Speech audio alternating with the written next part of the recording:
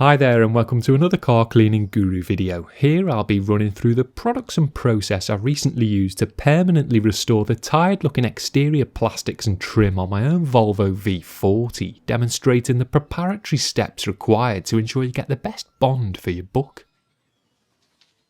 Aside from the fact lots of you will likely derive a certain sense of satisfaction from seeing 13-year-old faded trim being restored to a nice factory finish, the real reason I wanted to cover this was due to the volume of comments coming in regarding my favourite dressings, which led me to suspect that despite being on the market for many years now, a lot of people don't know these semi-permanent trim coatings actually exist. I also haven't featured them in any previous videos as far as I'm aware, so here goes. To start with, you want to give all exterior surfaces a good clean to rid them of any loose dirt that may be contaminating or, in the case of this disgustingly dirty car, completely obscuring the faded plastic trim. But to be fair, this was actually a great example of the kind of crap that contributes to trim degradation and represented exactly the kind of thing you'd be protecting it from by permanently coating it.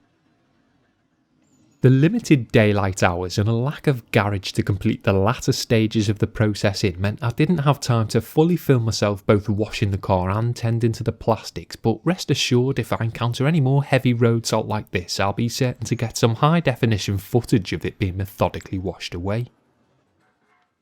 One aspect of the wash process I did make sure to capture though was the degreasing of the trim with a diluted all-purpose cleaner and soft bristled detailing brush. Even if it looks clean, it's still worth doing this as it will lift out any unseen deeply ingrained dirt as well as cut through any waxy residue the wash product may leave behind, both of which could serve to compromise the adherence of the coating once applied.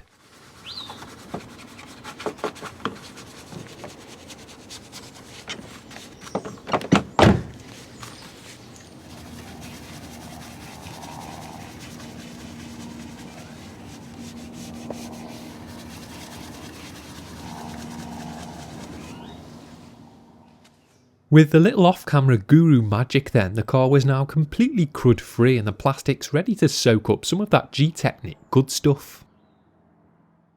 Prior to any satisfying restorative work taking place though, the trim was treated to a final once over with some panel wipe to completely strip the surface back and ensure a proper bond between plastic and product. Straight rubbing alcohol, which is what this is primarily made of anyway, can also be used for this, and there's no need to worry about excess overspray contaminating surrounding areas as it quickly flashes off to leave a completely smear and spot free finish.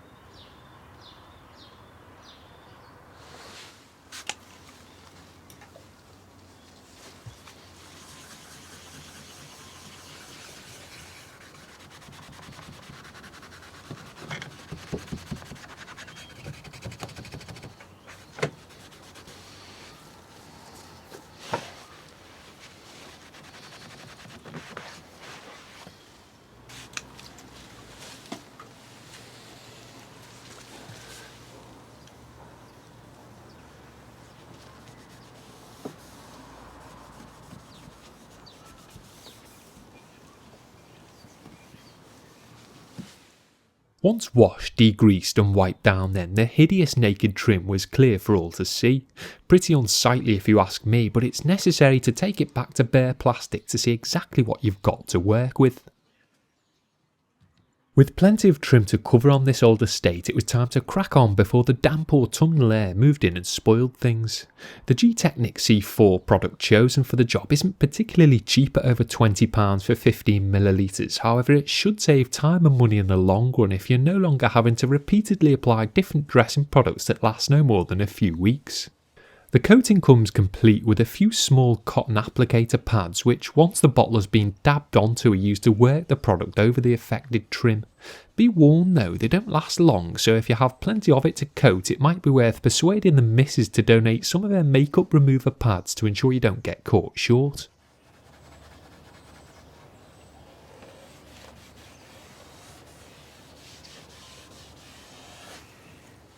Once the trim has been adequately coated, it should be buffed over with a clean dry microfibre towel to remove any excess product and leave a uniform finish that dries to the touch and isn't too glossy due to its incredibly shallow depth of just 30 nanometers once cured.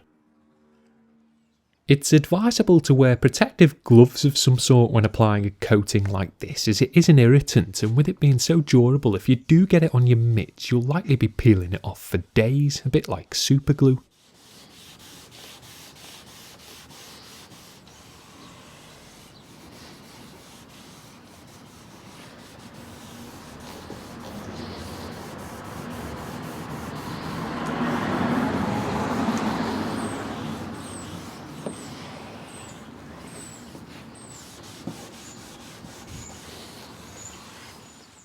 You also want to try and avoid cross-contamination of the paintwork for the same reasons.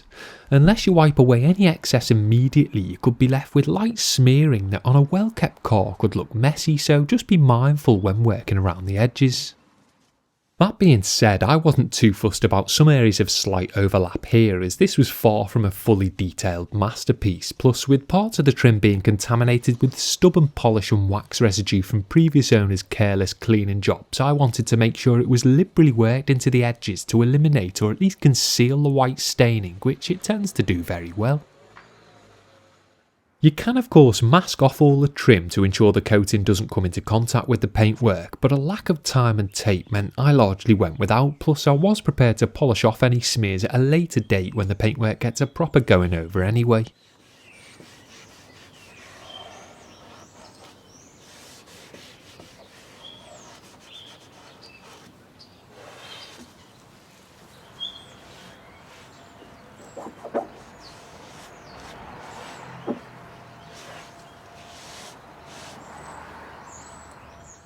With the door handles being so washed out and made from that dreadful porous type of plastic, I applied the coating and let it soak in without buffing to give the tacky material the best chance of taking hold of the product.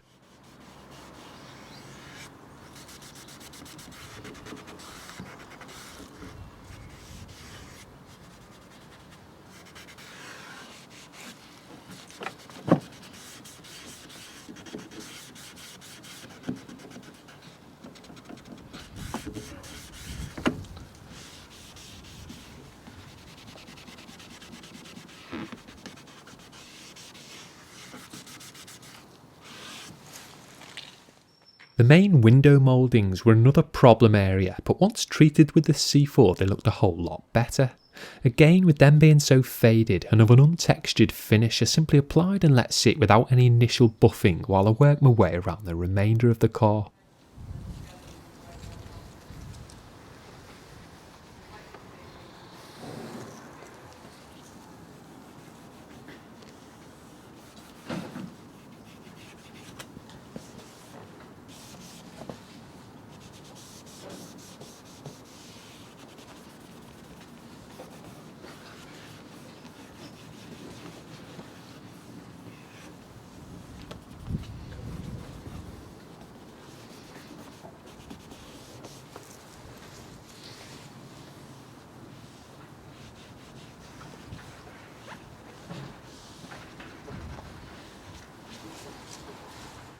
After running out of cotton pads and with no misses to steal any from, I had to switch to a microfibre towel for the final few sections of trim, but to be honest, this gives just as good if not a better finish, as it serves to simultaneously apply and buff the product in one go. Yes, you'll end up using slightly more of it working this way, but I intended to use the entire bottle on this car anyway, and so wasn't too concerned about being economical with it.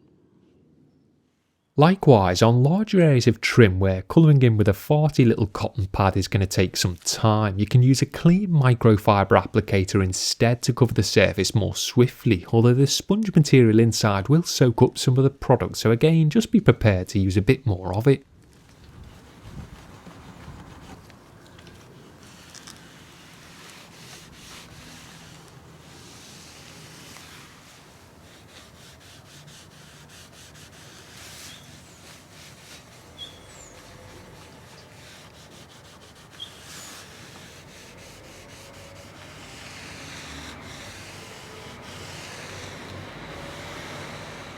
Once all areas of faded trim had seen a sufficient coating of the C4, they were given one final buff off before being left to bask in their freshly rejuvenated glory.